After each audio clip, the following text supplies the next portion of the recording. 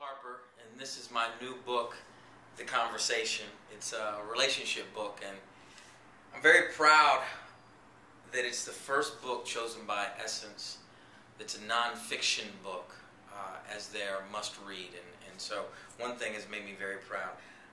Susan Taylor said something at the 2008 State of Black America that I quote in the book, and I quote Susan Taylor. She said, "It took 100 years to set black women and men apart from each other, but it has happened, and the question now before us is, what are we willing to do about it?"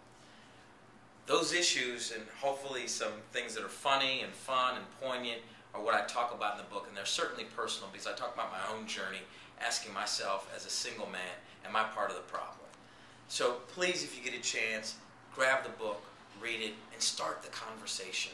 I've recorded a few people out asking them what are the things that they argue about or create just the most difficulty in relationships. Let's take a look at what some folks had to say, and then when you read the book, make sure you start communicating and having the conversation with other people.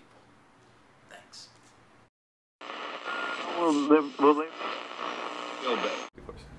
All right, so when you're in a relationship, what's one of the main things that you argue about?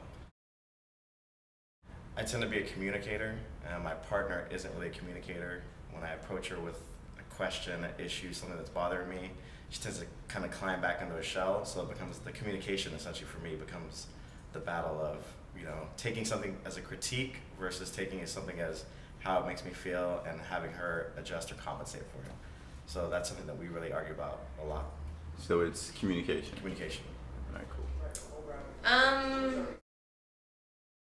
I think the main thing that leads to the arguments are communication problems, I think. And so it leads to, I think, problems about like finances and things like that. Because I don't have too many arguments, but they always lead to, something about money, or might get in little petty arguments, but it's all leading back to the communication, like frustrations, like not being able to communicate well, or just not saying what's on your mind. So when you're in a relationship, what's one of the main things you argue about?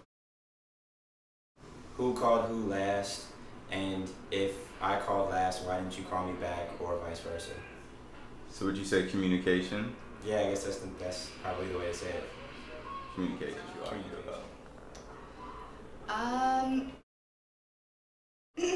Well, I think a lot of people argue about trust. That seems to be a really big one.